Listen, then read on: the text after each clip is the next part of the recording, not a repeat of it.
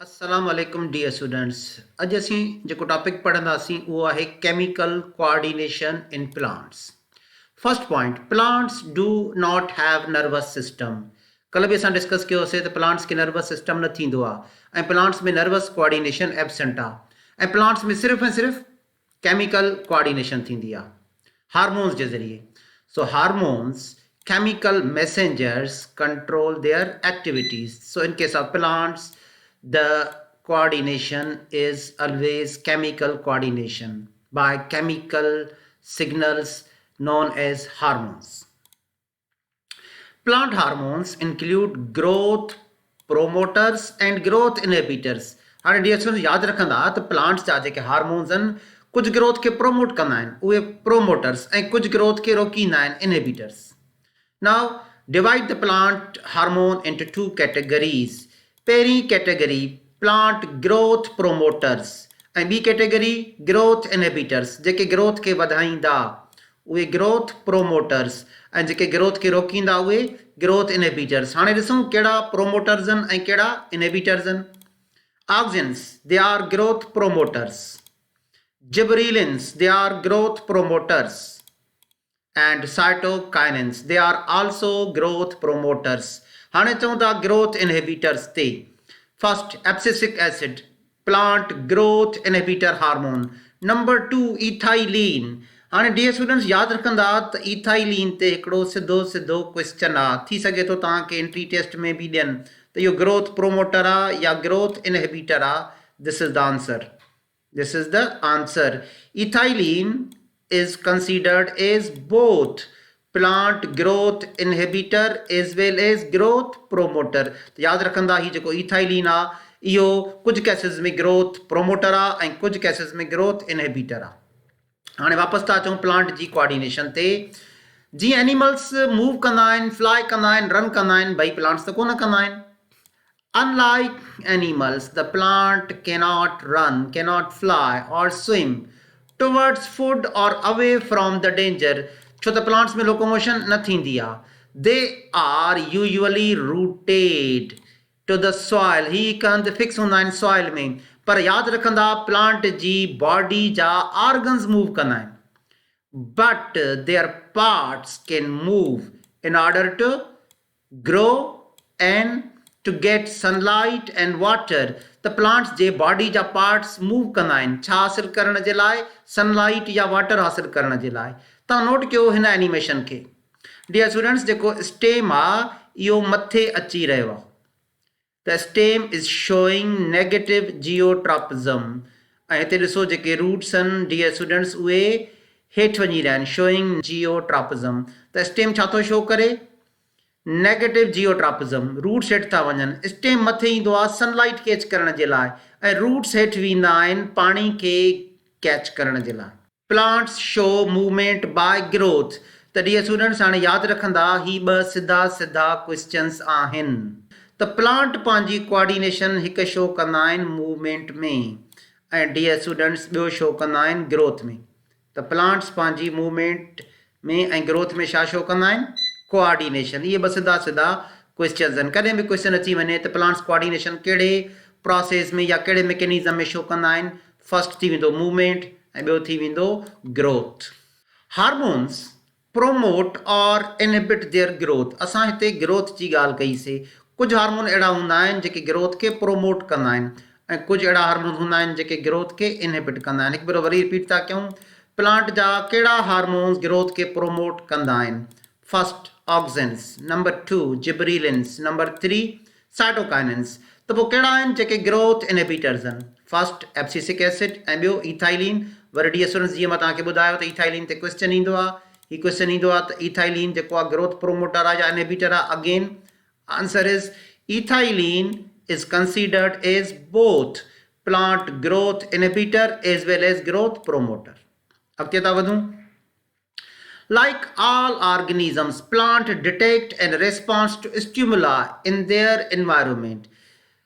सभिनी ऑर्गेनिज़म्स वांगुरु प्लांट्स खे बि एबिलिटी आहे त उहो पंहिंजे स्टिमुलस खे रेस्पॉन्ड कंदा आहिनि. त वरी तव्हां पुछंदा what is stimulus? This is definition of stimulus.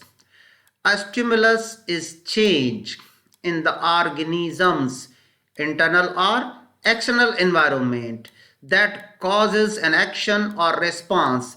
त स्टिमुलस हिकु चेंज आहे या ऑर्गेनिज़म जे अंदरि एनवायरमेंट में या ॿाहिरि एनवायरमेंट में जेका कंहिं बि ऑर्गेनिज़म जे अंदरि या एक्शन कॉज कंदी या रिस्पॉन्स। तव्हां हिन डायग्राम खे ॾिसो डियर स्टूडेंट्स, हीअ आहे लैंप जी लाइट, हीअ आहे लैंप जी लाइट, इहो स्टिमुलस आहे। In this case, ही जेको वन इन अला one, it is the stimulus, light from the lamp। उहा लाइट कंहिंखे असां ॾेई रहिया आहियूं, लाइट असां हिकु प्लांट खे ॾेई रहिया आहियूं ऐं असां ॾिसण था चाहियूं त हिन लाइट खे प्लांट कहिड़ो रिस्पॉन्स थो ॾिए, त जेको 2 आहे इहो रिस्पॉन्स आहे। In this case the light from the lamp is stimulus ऐं प्लांट ग्रोथ करे रहियो आहे लाइट जी तरफ़, त इहो प्लांट जो रिस्पॉन्स आहे। सो हीयर जेको 2 ऑप्शन आहे, जेको 2 रिप्रेजेंट थो करे छा खे, plant grow towards light response. त हिते स्टिमुलस छा थी वियो, लैंप जी लाइट, ऐं हिते प्लांट उन ॾे ग्रोथ थो करे, इन खे असां चऊं था रिस्पॉन्स। ऐं जॾहिं प्लांट कंहिं बि लाइट यानी सनलाइट जे रिस्पॉन्स में ग्रोथ कंदो आहे, इनखे चइबो आहे फोटोट्रॉपिज़म। तव्हां हिकु भेरो वरी ॾिसो त हीउ जेको वन आहे इहो शो थो करे लैंप जी लाइट खे, असां इहा लाइट ॾेई रहिया आहियूं हिकिड़े प्लांट खे, त हिन डायग्राम में वन छा खे शो थो करे, स्टिमुलस खे, anything that causes response or action। so in this case the light from the lamp is stimulus। हिते जेका असां लाइट ॾिनीसीं इहो छा आहे, इहो स्टिमुलस आहे ऐं प्लांट उन जी तरफ़ ग्रोथ करे रहियो आहे। हीउ जेको 2 आहे इहो रिप्रेजेंट थो करे ग्रोथ खे, प्लांट ग्रो टुवर्ड्स लाइट, इहो प्लांट जो रिस्पॉन्स आहे। ऐं असां हिनखे चवंदा आहियूं phototropism. What is phototropism? Phototropism is directional growth towards the light stimulus. जेकॾहिं प्लांट लाइट जी तरफ़ ग्रोथ थो करे त असां हिनखे चवंदासीं फोटोट्रॉपिज़म। फोटोट्रॉपिज़म जीअं त असां पढ़ियोसीं डायरेक्शनल मूवमेंट आहे। Phototropism is directional growth movement towards the light stimulus. हाणे असां हिकिड़ो एनिमेशन ॾिसंदासीं, तव्हां ॾिसो ऐं हुन एनिमेशन ॾिसण खां अॻु में तव्हांखे हिकिड़ो तमामु इम्पॉर्टेंट क्वेश्चन ॿुधाईंदो हलां त इहा जेका फोटोट्रॉपिज़म आहे ऑक्सीजन जे करे थींदी आहे। Phototropism is caused by an unequal distribution of oxygen. इनखे असां एक्सप्लेन कंदासीं, पर पहिरियों तव्हां हिकिड़ो एनिमेशन ॾिसो। तव्हां ॾिसो हीअ जेका आहे सनलाइट आहे ऐं प्लांट उन जी तरफ़ ग्रोथ करे रहियो आहे। हिकिड़ो एनिमेशन तव्हां ॾिसी रहिया आहियो त सनलाइट जी तरफ़ प्लांट ग्रोथ करे रहिया आहिनि। त हीउ हिकिड़ो एनिमेशन तव्हांखे हिते नज़र थो अचे जंहिंमें हिकु प्लांट लाइट खे रिस्पॉन्स ॾेई रहियो आहे ऐं प्लांट्स लाइट जे तरफ़ वञी रहिया आहिनि। इहा आहे पॉज़िटिव फोटोट्रॉपिज़म। हाणे असांखे डिस्कस करिणो आहे त हिन में ऑक्सीजन जो कहिड़ो रोल आहे। ठीकु आहे, इनखे असां डिस्कस कंदासीं।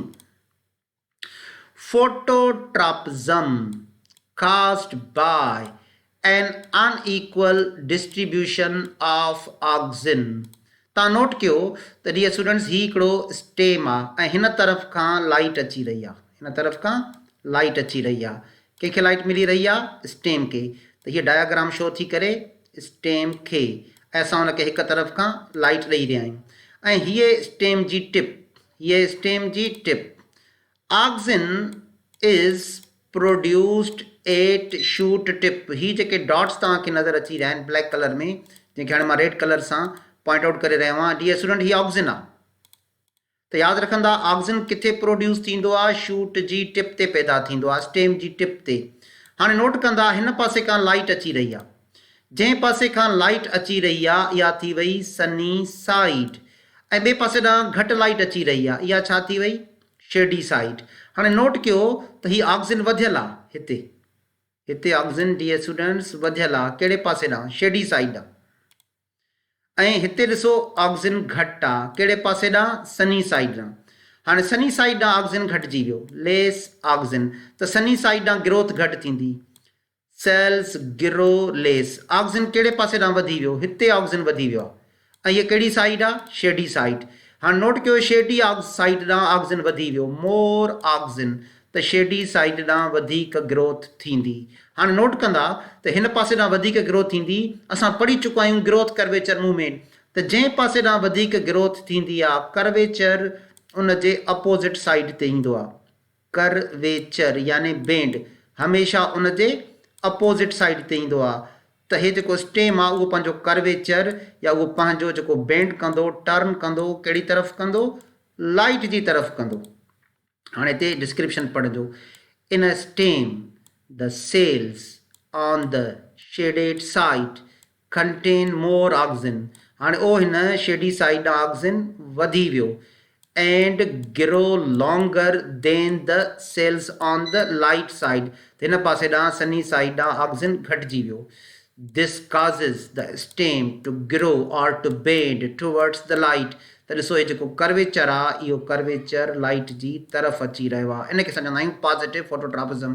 त कॾहिं बि इहो क्वेश्चन अची वञे त उहो कहिड़ो हार्मोन आहे जेको जंहिंजी अनइक्वल डिस्ट्रीब्यूशन लाइट जी तरफ़ कर्वेचर प्रोड्यूस कंदी आहे? Oxygen. Oxygen is responsible for positive photo curvature.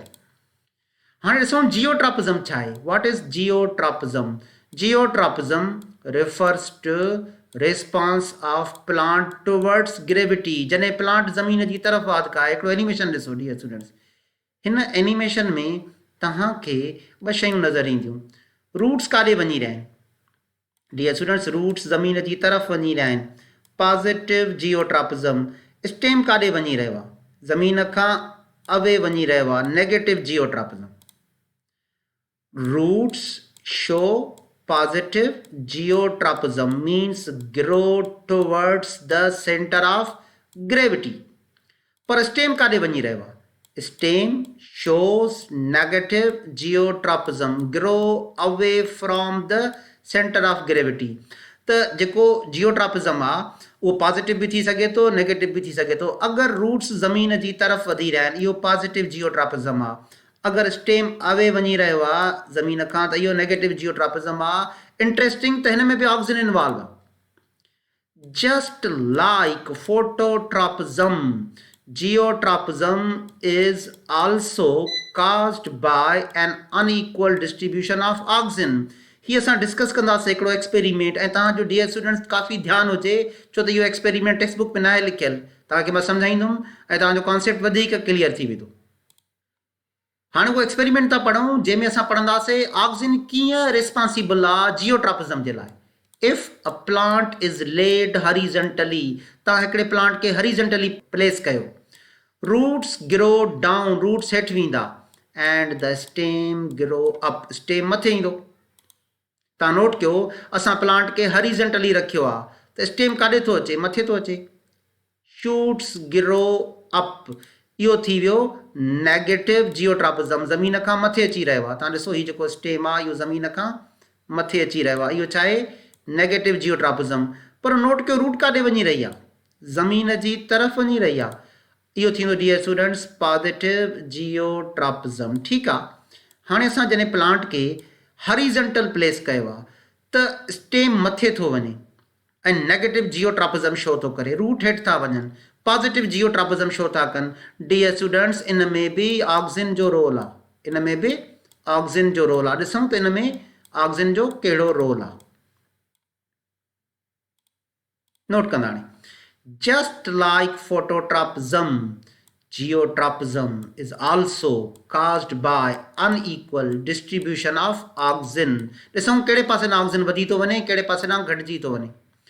When a stem is placed horizontally, the bottom side contain more oxygen and grow more। तव्हां नोट कंदा हाणे डियर स्टूडेंट्स हिते तव्हांखे हिकु डायग्राम नज़र अची रही आहे। एक्चुअली हिते हीअ जेका आहे स्टेम आहे डियर स्टूडेंट, ही छा आहे? ही स्टेम आहे। ठीकु आहे, ही थी वियो तव्हांजो स्टेम। ऐं नोट कयो हीउ जेको चोथों आहे इहो स्टेम जो बॉटम आहे। हीअ जेको टियों हिसो आहे नंबर 3 इहो स्टेम जी अपर साइड आहे। त बॉटम ते ऑक्सीजन वधी ईंदो छो त भाई ग्रेविटेशनल फोर्स आहे। ॾिसो ऑक्सीजन ग्रेविटेशनल फोर्स जे करे मथां खां हेठि ईंदो, पोइ हिते अची वेंदो। स्टेम जी बॉटम ते छा वधी वियो? ऑक्सीजन, ग्रेविटेशनल फोर्स जे करे। असां प्लांट खे हॉरिजॉन्टली प्लेस कयो आहे। ऐं डियर स्टूडेंट्स हीउ जेको हिसो आहे ही आहे उहो ही वारो हिसो रूट, ऐं हिते बि ऑक्सीजन हेठि ईंदो ग्रेविटेशनल फोर्स जे करे, छो त असां प्लांट खे हॉरिजॉन्टली प्लेस कयो आहे। त हे रूट जो लोअर साइड आहे 2, हिते ऑक्सीजन वधी वेंदो। Bottom side contain more oxygen, ऐं जेको मथियों हिसो आहे हिते ऑक्सीजन घटिजी वेंदो। हाणे 1 ऐं 3 ते लेस ऑक्सीजन आहे, 2 ऐं 4 ते मोर ऑक्सीजन आहे बॉटम ते। ठीकु आहे। हिकु भेरो वरी ॾिसो ही मथीं एंड आहे ऐं ग्रेविटेशनल फोर्स जे करे ऑक्सीजन हेठि वञी रहियो आहे हीअं। चाहे उहो स्टेम हुजे चाहे उहो रूट हुजे। छो त असां हाणे प्लांट खे हीअं हॉरिज़ॉन्टली प्लेस कयो आहे, ठीकु आहे। डी एस नोट कंदा जेका मथी एंड आहे उन ते लेस ऑक्सीजन आहे, छो त ग्रेविटेशनल फोर्स जे करे ऑक्सीजन काॾे अची वियो, हेठि अची वियो, ठीकु आहे।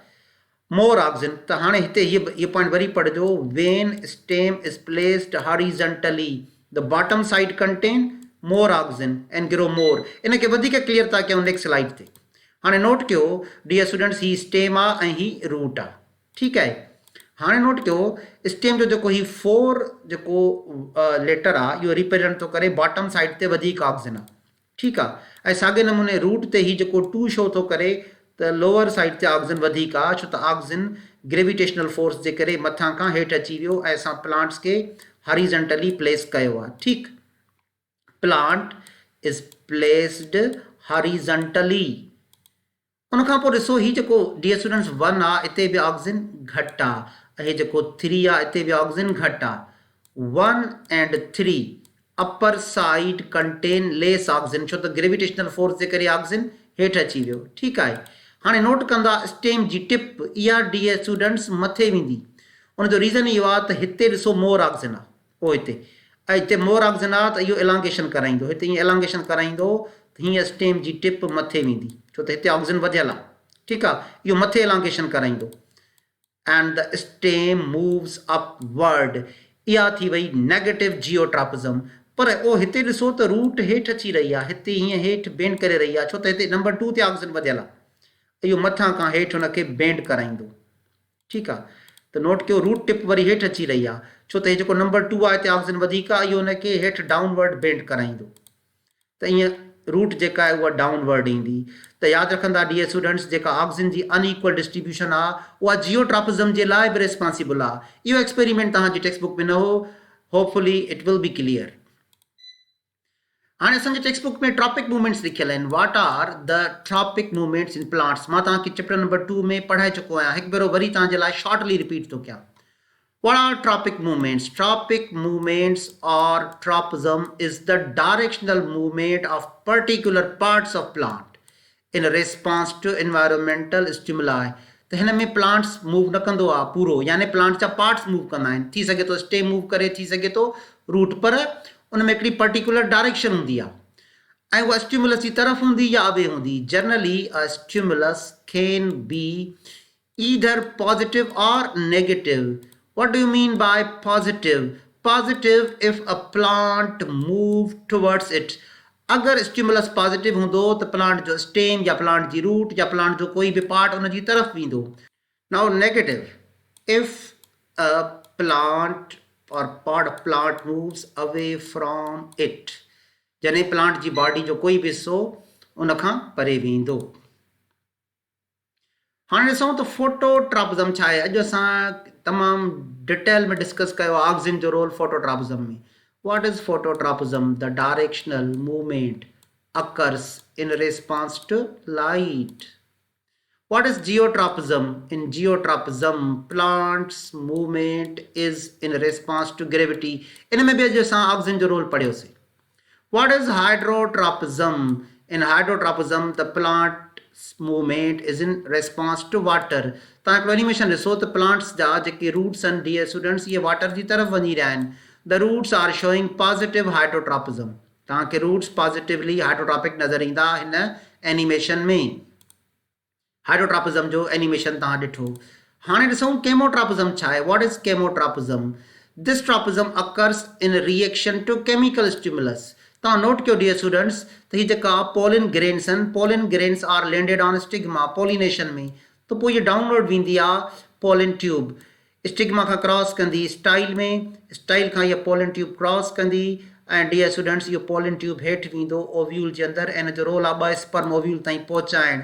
पर स्टाइल में कुझु केमिकल्स हूंदा आहिनि जेके पोलिन ट्यूब जी ग्रोथ खे सपोर्ट कंदा आहिनि, तॾहिं त चऊं था केमोट्रॉपिज़म। ॾिसूं कहिड़ा example of chemotropism. Pollen tube moves towards ovary as it absorbs borate. What do you mean by borate? Boron, oxygen compounds and calcium straight from the carpel's style. त हितां स्टाइल मां जेका पोलिन ट्यूब आहे त इहे calcium ions ऐं plus borate जेके oxygen जा कंपाउंड्स आहिनि, बोरान ऑक्सीजन जा कंपाउंड्स आहिनि, ठीकु आहे।